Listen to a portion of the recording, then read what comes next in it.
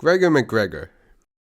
A man so untrustworthy, even his name makes him sound suspicious. This little gift to the world was born on Christmas 1796 as a member of Clan McGregor.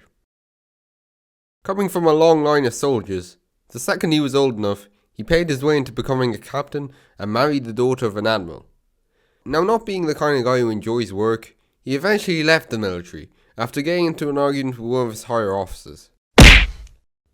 Now, this was fine since he now had a wealthy wife who could financially support him. Well, he would have if she hadn't decided to randomly drop dead in 1811, leaving him with absolutely no money.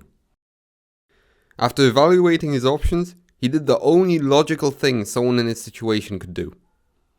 He decided to sail for Venezuela. Here he decided to help out the local army in their war with the Spanish.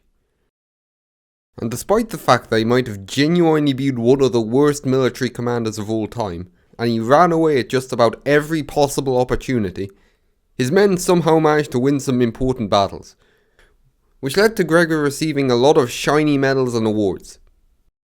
Now becoming somewhat of a celebrity, Gregor struck a deal with the king of the Mosquito Coast, which resulted in him receiving 8 million acres of land, an area roughly the size of Wales. Despite now holding the hereditary title of Cazique and owning a ridiculously large amount of land, this land really wasn't worth much, and there was practically no way he could make a bit of honest money off of it. Key word here being honest money. See, you and I know this land is worthless. Gregor knew this land was worthless, but nobody else did. And he was going to exploit this. He went back to Britain and claimed that Poitiers wasn't just a massive useless strip of land along the Atlantic coast. No, it was an absolute paradise. And he was going to give people the opportunity to invest in it, promising a 6% return of investment. He made £200,000 off investments alone, and he found 270 brave lads willing to sail out to this amazing country of his and settle there. He saw them off on the ship personally, before jumping out and rowing back to shore in a small ship, while the people on board cheered. And 2 months later, the expedition arrived at Poitiers, and they found nothing. There was absolutely nothing there. Gregor had scammed all of these people out of their money and left them to die. All they found was a dense jungle with terrible soil that couldn't be farmed by anyone. This is what Poitiers was supposed to look like, and this is what they got. Because of how dangerous the area was, the majority of the settlers either died or were forced to move to Belize instead, with only 50 people ever returning home.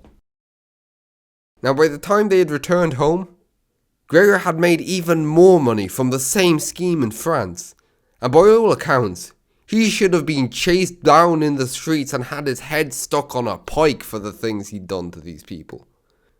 But in a move that no one could have predicted, that some of the people he had sent to die in Poitiers, and who had lost family members thanks to Gregor, leaped to his defence and claimed it was all just a big misunderstanding, and that it was actually the fault of the people in charge of the ships, not Gregor's.